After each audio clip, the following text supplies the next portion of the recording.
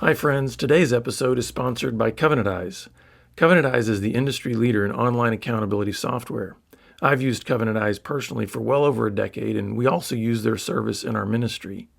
Through our partnership with Covenant Eyes, you can try out their services for free for 30 days when you enroll at covenanteyes.com and use our promo code BEBROKEN. That's covenanteyes.com and promo code BEBROKEN. The link is also in today's show notes. So sign up today for Covenant Eyes and discover the freedom that comes with online accountability.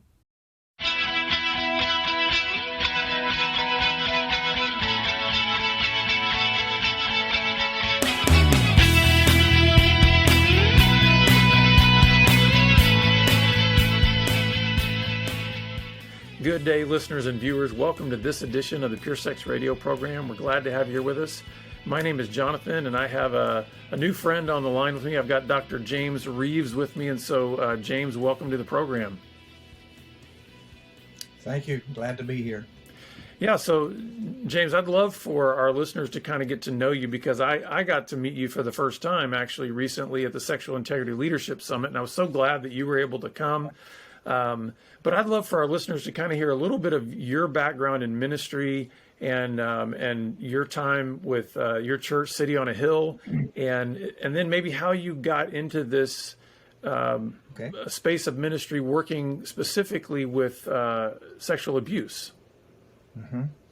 Well, I'm a child of the teenager of the '60s, and I came to Christ out of the Jesus movement of the '60s, which is going to go down in history as one of the great spiritual revivals in history. And I was a street kid. My dad was a town drunk, alcoholic, and didn't go to church, had never been there. And my 18th year, it's come that Damascus kind of road experience that happened a lot of times with us who were dopers in the '60s as teenagers. I came to Jesus and my life was changed. And 6 months later, I was in college, preparing for the ministry. College was not something I had considered. In fact, I dropped out of high school twice. And my dad died my first month into my college experience. He was 41 years old, died of alcoholism. And but, you know, I went through college, went to Baylor University. I transferred to Baylor, actually, because I started in a school that if you could get the loans and the money to go, they'd let you go. Baylor would have laughed if I'd applied out of high school, but I was able to got my grades up, transferred to Baylor. I majored in New Testament and classical Greek. I love the Greek text. I love the Greek language. Went to seminary, graduated from seminary in 1981 with my master's degree, and in '88 with my doctorate from the same seminary, the Southwestern Baptist Theological Seminary here in Fort Worth, Texas. I'm married to Laura. 42 years we've been married, and sometimes when you get up that many, you just start clicking off decades. And we've been in ministry our entire marriage. She doesn't know me apart from ministry, and I don't know her apart from ministry. She's been a partner with me. We started this church in 1984 in Fort Worth, and so I've been here 37 years. For about the first 7 or 8 years, we were kind of a typical church. Just kind of trying to figure things out. And it really wasn't the model of ministry that I think fit my background or my passion, but it was what I was taught to do, and it's what we were doing. But in 1992, we kind of transformed the church into what we now call the hospital church model. And that means being a place where people honestly can be honest, not just putting on their Sunday best, but really be honest about their hurts. And that came out of a traumatic time for me over that 2 or 3 year period of time where I was beginning to deal with childhood wounds that I had not even known were there. And but they started coming together in my mid-30s. And I nearly flamed out during that period of time, just dealing with the depression and not even really knowing what it was. And it was really a lot of I think I was angry. I really was angry because I had been cheated out of a childhood. I was angry at my father. We didn't do birthdays. We didn't do holidays. We didn't do Christmas. We didn't do any of that stuff. We lived on a dirt road in a tin roof house on the edge of town. And I never had a childhood. And when I started having my own children, I started looking at them, the nurturing that my wife was giving them and that she was teaching me to give them. And I remember sitting there thinking, I don't have a category for that. I do not have a category in my life for what that must feel like as my children. And I was so thankful that God had broken the curse in me, but then I started going back and dealing with, why didn't I have that? And you know how that goes and where that takes you. And it didn't take me any very good places, but it ultimately did lead me to a place of struggling with forgiving my father and beginning to tell my story. And as I started doing that from the church pulpit, people started coming to me and saying, thank you so much for being honest. And that's kind of how we started. So 30 years later, we're still doing that kind of thing. We offer about 30 different types of groups for helping people, post-abortion for women, men who are dealing with sexual issues in pornography, that kind of thing. We've been doing ministry to women who are survivors of sexual abuse for 30 years. From the very beginning, we started doing that. And I, in fact, have a woman on my staff. That's her whole job. Yeah. So that's what I really want us to focus our conversation on today, because you've developed a series called the Fearless series for women, and I want you to share with us. I mean, you said you've been doing ministry to women who've experienced sexual abuse for 30 years. But this Fearless series is relatively new. So how did that come about after doing this ministry for so long? Tell us a little bit about how the series was birthed. Okay. Well, we had been doing this kind of hospital style of ministry for about 18 years before I wrote about it. And in 2000, my first book, Refuge, was published, which was the story of the hospital church. So 15 or 20 people read the book, I guess, maybe around the world. But then on the tail end of that, I was invited to be a presenter on the Conquer series for men that was produced by Kingdom Works in Florida, and Ted Roberts' Pure Desire Ministry was a part of it. And I had no idea where that was going to lead. But with those two things together, I started getting opportunities to go into churches and teach the biblical principles of being a hospital church and what that looks like, and how to even begin that process. And I noticed something, that a lot of the churches I was in were ministering to men who were struggling with pornography and issues through the Conquer series, and then Pure Desire groups and things that would follow after that. But not one of them was doing anything to minister to the women in their church who were survivors of sexual abuse. And I was very aware of the statistics of that because we'd been doing it for so many years. In fact, I have a woman on my staff who got her healing here almost 30 years ago and has been on my staff for 10 years doing this work with women. And it was very frustrating. And so I was kind of talking with a couple of pastors on my staff one day and about there needs to be a tool, a tool to get the conversation started, like Conquer series had done for men. And a couple of the guys said, well, why don't you make one? And I had no idea what that was going to look like, but I went to my elders and I said, guys, this needs to be done, and I'm going to try to do it, and I need money. And they gave me tens of thousands of dollars for a budget to do this. I hired a young filmmaker who was an up-and-coming young man in my church. I knew nothing about how to do the technicalities of it, but I did understand the subject as much as a man can. I understood where it needed to go. I knew some people, Shannon Etheridge and some other people around the country that are working in that area, and called Shannon. She said, yes, I want to be a part of it. So we took the production crew around the country interviewing women and came back and did all the editing and put this thing together, and it literally is a miracle of God, what came out of it. And we did 5 subjects that I knew needed to be covered. The first one is the prevalence of sexual abuse in America of women. And there's some education that needs to happen there. People need to understand how prevalent this is. The second, what are the problems that can come out in a woman's life? And these women on the series, they talk about their own story, and they talk about in their professional work of helping women things. Then the third is why this needs to be a priority for the church. Where has the church dropped the ball in the past of not being a safe place, and what can the church do now to make it a safe place? And the fourth, we talk about prevention. How can we as parents educate our children from the time they're little? How can we do this in the church and the community? And the last one is, what does a pathway of healing actually look like?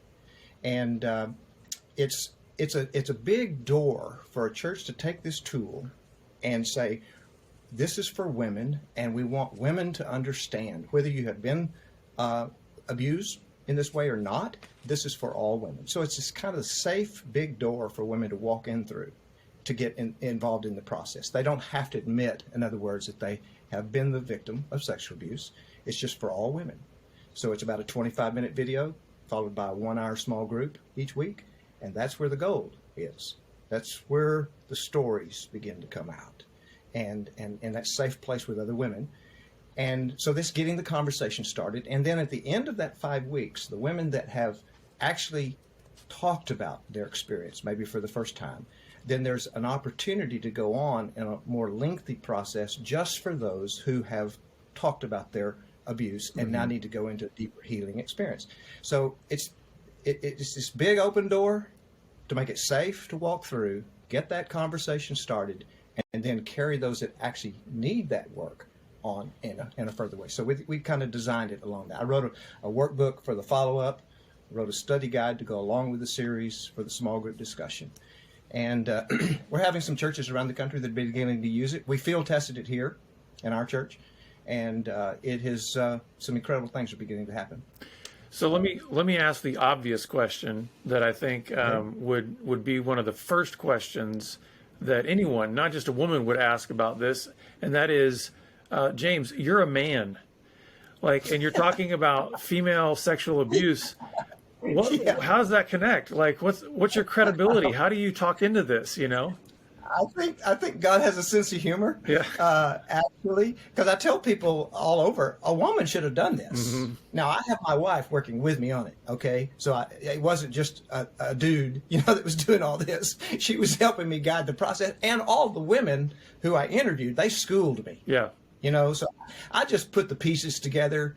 Really, they're the ones that gosh, are just incredible in their stories and of healing and now their work with women. So, but it is kind of odd, and I am asked that question, and I think it started in early childhood. And this is the truth. I said that my father was a desperate alcoholic. He was also an abusive husband, and he was very abusive to my mother. So I can remember as a little boy, 5 and 6 years old, I would stand between him and my mother and protecting her, thinking I could protect her from him. And I think right there in the early life, the seeds were birthed for me to be an advocate for women. And people that know me, 40 years of ministry, I've always been an advocate for women. I believe that women oftentimes are so marginalized, and they're God's gift of nurturing to families, and I typically kind of say, if you look in general terms, men are takers and women are givers. Now, there are exceptions to that rule. But in general, the nurturing aspect of a woman is to give, and men just take. And so I've always really been a vocal advocate as a pastor for women. And so when this project came up, it just really fit right into really what had been my heart for many years, is to stand up for women who oftentimes are not willing or not able in whatever situation they're in. Any pastor who's pastored for more than a few weeks is going to have a situation in a marriage where there's some inequities going on there with a husband taking advantage of his wife and trying to negotiate their way through that. So, I think that's kind of, like I said, God He's chosen the foolish things of the world to confound the wise. And I suppose that this is a little bit of that. Yeah. But I say this, Jonathan, and I say it in all sincerity. This is the most important thing I have ever done. And I mean that with everything that is in me. I don't know if I've done many important things in ministry, but I do know they pale into insignificance in comparison to this. I'm 67 years old, and to think that God has allowed me at this point in my life to do finally I think the crowning jewel of ministry for me is to be able to do this. And I still, when I watch the videos, I tear up. I can't keep from it. And I'm so thankful that God has given me the ability to do this, or not the ability, he just did it in spite of me, I guess. But that's the answer, how a man winds up doing it. Well, and I have gone through the videos, and they're phenomenal, not just in their quality, but the content. And you really did You really did get some phenomenal women to speak into this space. But I want to talk a little bit about the background of the ministry that you have been doing at City on a Hill in this space of helping women with sexual abuse, because obviously that spoke into so much of what you then created in the Fearless series. Can you talk a little bit about what are the major challenges and hurdles for women who have secretly been carrying their pain, for them then entering into a space where they can actually talk about it? Because that's got to be a huge hurdle for many women who face sexual abuse. It definitely is. And that is something, in fact, not only is it a hurdle in a church for that to happen, but it has been a hurdle that I'm having to get over with the Fearless series. And so I can really speak to both of them, why it's difficult in a church for a woman to talk about this. And then those very reasons are the things that are becoming huge hurdles for us to get over about getting the Fearless series there. And one of them, I think, is there's a great lack of understanding. And in most churches, most of the leadership is male. And so right there you have a mountain, because men don't get it. They just don't get it. It may have a pastor's heart, may love people, care for people, but they don't get this subject because they're a man. Now, men are sexually abused, but the numbers are much more for women, and it affects the woman in a different way. And I only know that because women have been telling me this for 30 years. So first of all, there's a man that has to get passionate about this, and it's not an indictment on lots of pastors that they don't do this work. It's that they don't get it. Mm-hmm. And then, so they don't talk about it in the public arena. And so then you have on the other side of this thing that you have women who have not experienced sexual abuse, who don't have an understanding of the depth and prevalence of it. Because why? Because it's not being talked about. It's not being talked about from the pulpit in leadership. But then women who have experienced it, they're not talking about it because of their shame, because of all the things that are wrapped around it, and because there's not been a safe place. The church has not been a safe place because the leadership is not even dealing with this issue. It's not even discussing this issue. So you've got this code of silence that's going around everything. You've got, it's not being talked about from the pulpit. Women who haven't experienced it, they're not going to be talking about it, and they don't have a clue how bad it is. And the women who are not talking about it and who have had it think they're the only one. So you've got all of this going on here to create this code of silence around the sexual abuse of women. So when you come with a tool like this, you've got a senior leader and maybe a staff of leadership who don't get the problem. You've got women in the church who don't get the problem because they're not talking about it.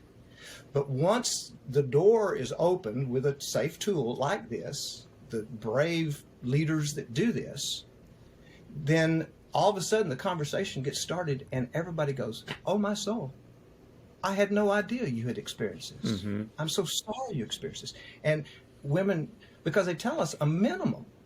Marnie Ferree said this on the Fearless series, and Marnie's a rock star. I mean, she is just a rock star when it comes to subject because she's a practitioner. She's experienced it. She's been helping women for years. She said a minimum of 1 in 3 mm-hmm. in the church.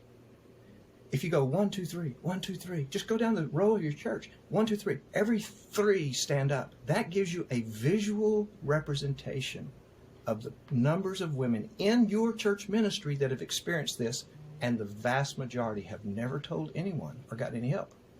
So if this woman who has experienced it is going to come forward for pastoral or ministry help, she's going to have to go to a man. Mm. That's a walk. Mm-hmm. She's going to have to go to a man that's never talked about this issue. She's never even heard him acknowledge that it's a real thing. So how easy is that going to be for her to do it? Mm. So what churches have to do on top of all this is they have to have a woman. They have to have a woman has a voice, in the church who has respect, a woman who says, here's your go-to person.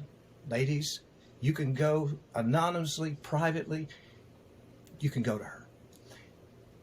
Churches don't have that. And that was one of the first reasons that I put Vanessa Ellswick on my staff after she had been involved in the healing process for years, because I knew we've got to have a woman that they can go to.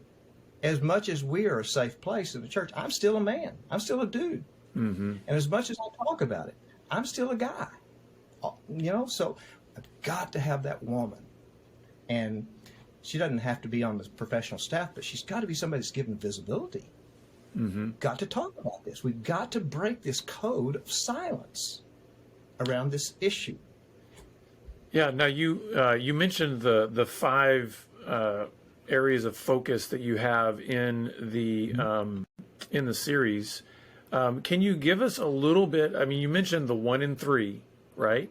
Mm-hmm. Can you give us some more information about just the prevalence of the problem, like just how big this is? Because I thought that was real eye-opening in the series, just to start there, because I think you're right. There's a little bit of information that maybe we know, just even in the general public and maybe some in the church, but there is this whole. It's kind of like the iceberg illustration, right? You just know you can only see the tip, but there's this massive amount underneath the surface. Can you give us a little bit more information about just how big the problem is? Yeah, I'll do my best from the perspective of just 3 decades of experience leading the church that's doing this, but really from these women on the Fielder series, because they're the pros, because they're the women that now are in the trenches helping women. When you talk to a medical doctor, we have a medical doctor there on the thing, she'll give you one, and she actually is the director of the child abuse program at a major children's hospital here in our area. She'll give you one kind of percentage. And all that she can talk to is from the medical perspective, those who seek medical help. So that's the percentages she has. You talk to law enforcement, then they'll give you another look at it, because they're only going to speak from that which was reported. You talk to a social worker, they're going to give you another one, but you talk to that counselor who's in that trenches, and that's Marnie, and that's Shannon, and that's these women that are one-on-one with women. They're going to say, look, law enforcement, medical community, they're getting the tip of the iceberg. When they quote statistics, they're quoting only the ones they can quote, which is in their area of discipline. Mm-hmm. But let me tell you, as a therapist, they're getting the tip of the iceberg. It's a minimum. And it's funny to hear, not funny, but it's interesting to hear Marnie and the other women say, 1 in 3, it's worse than that. Mm-hmm. But that's the best that we can say. Yeah. Now, Marnie says 1 in 3 overt, some overt thing. So you can take it from that point and go, well, then what does that mean? Because things that are not necessarily overt can have a devastating effect on a woman. Yeah. So my soul, one of the counselors said, she said, people say, how many women in your experience as a therapist have experienced sexual abuse? She says, I challenge you to find anyone that hasn't. Right. And of course, that's from a therapist's perspective. So yeah, and I think I think it's one of those things too, where if you think about just you could do just kind of an anecdotal calculation from your 40 years in ministry. I could do it from my 20 years in ministry in this space specifically of sexual brokenness, and how many stories have we heard where when a person finally tells you their story, they say something like, I've carried this for 20 years, 30 years, 40 years. Mm-hmm. So realize how long sometimes it takes for a person to tell that story. So what we're getting in terms of maybe some of these statistics are some of those people that have crossed that threshold where their story is known in some way. But how many hundreds and thousands more are there that are still in that period of time where they're carrying the secret? But I want to ask you specifically, because I feel like there's several things that are rising to the surface here. One is I would love for you to speak to the women out there that are in that space where they're still scared, they're lonely, they're afraid, they're hiding in their pain. But I also want you to speak to, because you make mention, and I think you're absolutely right on, the hurdle that that comes in the form of even well-intentioned godly men. Yes, right. What can these men do to create safer spaces, avenues, to do whatever's necessary to give the access that these women need to the resources that will help them heal? So can you speak to both of those individuals? I'll do my best. Let me start with what these women said on the Fearless series. Not one of them got their healing journey started inside the church. And they were Christian women. They were active in their churches. But they got their healing journey started outside of the church because of those things I talked about a moment ago. The church is not safe. In fact, one of the ladies, Gwendolyn Jones, who runs a nonprofit now, and she does support groups with women, she said, all of the women that come to me, Christian women who come to me to get into these groups, they say the reason they didn't go to their church is that they were not going to be believed, they were going to be shamed, and they were going to be blamed. Mm. And she said repeatedly, over and over, the Christian women that I minister to, why would I tell my story? They're not going to believe me. Mm. Or they're going to shame me with comments like, well, what were you wearing? Mm. Or many of them were children when it happened. I mean, obviously. But no matter what a woman's wearing, there is no excuse for sexual violation. Right. And it doesn't mitigate the damage.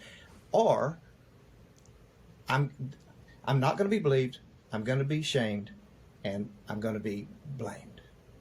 Now, the shame issue, as you well know, in sexual brokenness, is a humongous mountain to get over to start dealing with the issue, because there's so much internal shame. And when it's a secret and you've got shame, you go, I don't want people to know this secret because they're all okay. I'm really the only one that's really hurting. And the truth of the matter is, they're not all okay, but everybody's being silent. So you've got this code of silence again.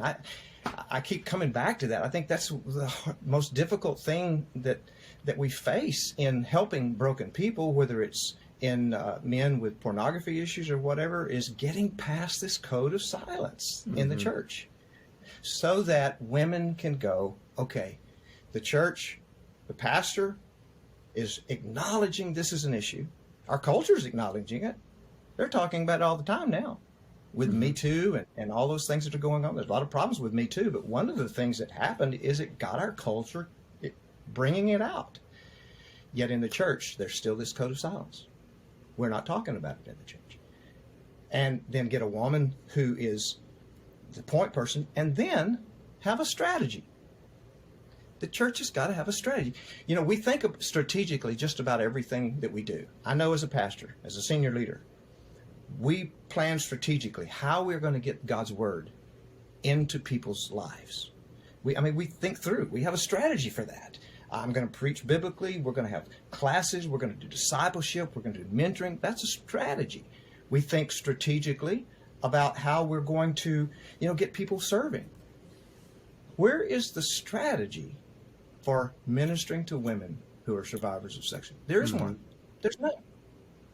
So, and I think women know that. So they go, what good is it going to do me to talk to anybody about it? Yeah. Well, sister, I'll pray for you. Well, we should pray for her, but she needs much more than just our prayer. Yeah. She needs our ministry.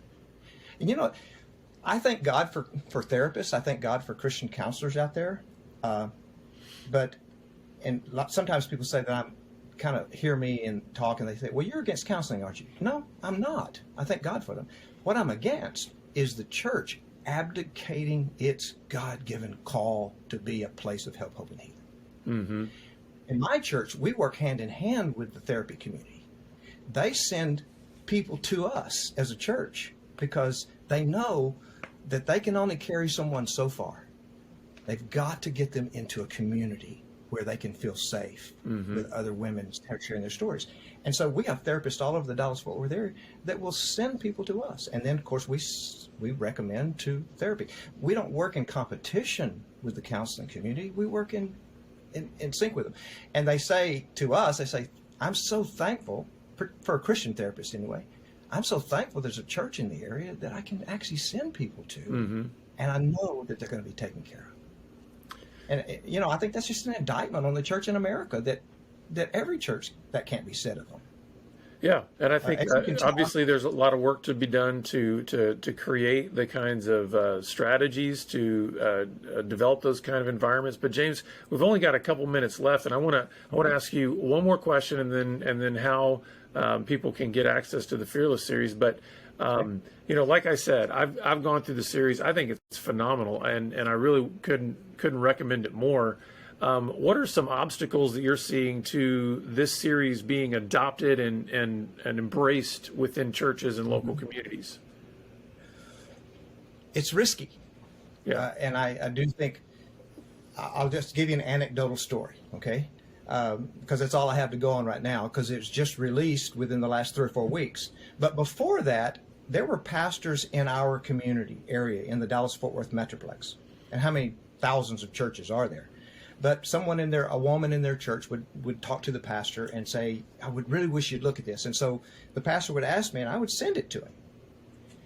I think there were about 8 of them. It died on all 8 of their desks. It never got past their desk. Why? First of all, because he's a dude, okay? He doesn't get it. Second of all, the subject scares him to death. I don't know what to do with this. That's why we developed this series, though, so he doesn't have to figure that out, okay? And so it's an obstacle.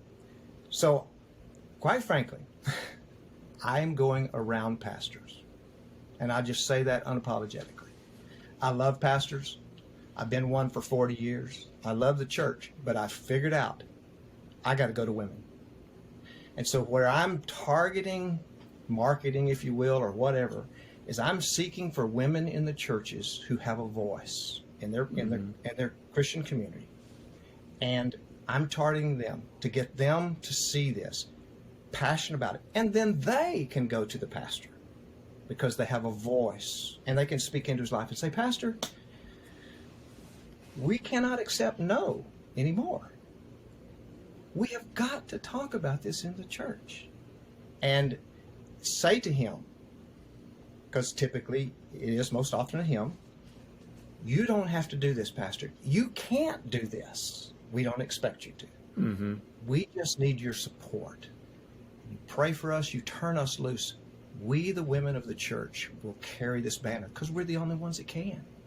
Just like with men with pornography, a woman can't help a man. It's got to be other men. Right.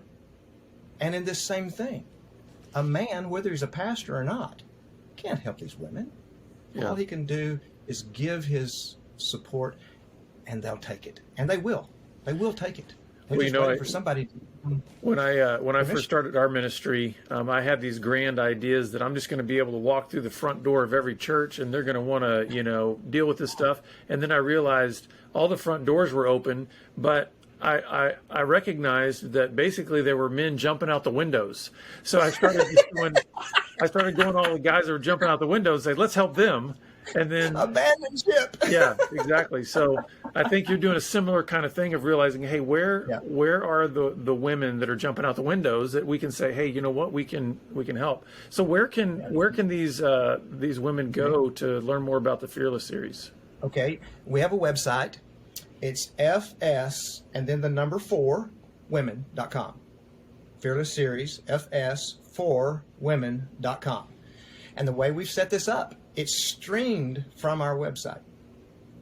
And we're not selling it, so the upfront cost to a church is not much. It's $75 for them to be able to have unlimited access for 8 weeks to all 5 videos. Just $75. If they never do it again, they've only risked $75. And I did it that way because I know a lot of these other video series are very expensive, and it's a pretty good upfront investment for a church to buy something that they may never do again. And so we said, if you just do it once, it only costs you $75. It's not a big risk. And if you do it every year, a couple of times a year, it's $150 a year for the church. The women buy their own workbook, buy their own study guide, because they need to have some buy-in to the process. We've learned that about doing these groups. Sure. That gives them a little bit of buy-in. So we just try to make it as easy as we possibly can financially for everyone.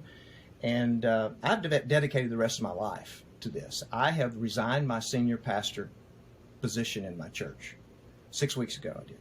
I gave it to my young associate that I've raised up. He is now the senior pastor. I am only the teaching pastor. I'm responsible for Sunday. And the elders have said, James, do whatever you have to do to get the Fielder series into churches. So that's what I'm doing. I prepare, I preach on Sunday, and I don't go to the church any other time. I do stuff like this. Yeah. And I'm happy to be able to do it. Well, James, thanks. We're gonna make sure that we put that website in our show notes and encourage people to go check that out. But thanks for being willing to put your voice in this space, and I want to commend you because you're fighting against that natural taker instinct in you as a man, and you're saying, you know what? There are women out there that are hurting, and I need to do whatever it takes in order to see them find a place for healing. And so I appreciate you stepping out into that space and being a voice. And thanks for being with us today on the program. Well, I appreciate it, Jonathan, and I appreciate your ministry. And I want to give a shout out to Be Broken. They have agreed to endorse the Fearless series on our website, and that means a great deal to us because people know who you are. They don't know who I am. And so when they see your stamp of approval on it, then they go, okay, this has been vetted. And I appreciate that tremendously. You don't know how much it means to me. Yeah, well, we do believe in it. And listeners, again, go to fs4women.com to learn more about the Fearless series. And, of course, you can always reach out to us at puresexradio.com. And we look forward to seeing you back here again next time on the program. Take care.